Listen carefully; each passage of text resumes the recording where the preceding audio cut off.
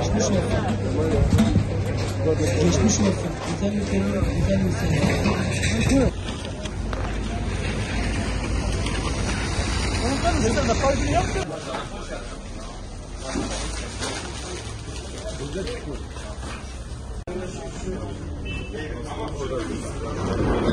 Acaba bu nedir? Bu dezenfektandır. Dezenfektan.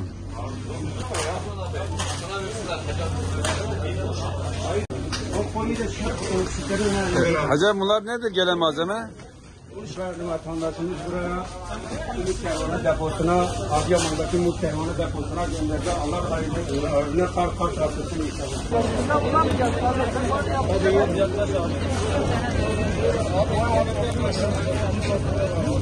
Bugün depremin 14. günü.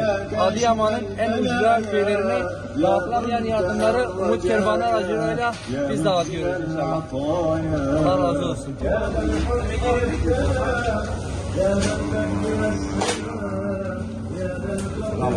Selam.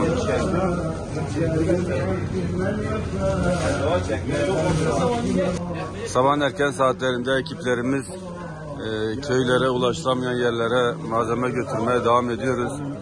Allah-u Teala hayır sahiplerinden razı olsun inşallah. Ya kâşifen kulli makrûn, ya fârigen kulli mağrûn, ya subhaneke la ilahe ente na'lem ve'l-ismâ minel-nâr. Adıyaman'dan sabahlar depremin 14. günündeyiz. Şu an sabahın erken saatlerinde hummalı bir çalışma gelen ihtiyaçlar doğrultusunda şu an köylere gidecek olan araçlarımızı hazırlıyoruz.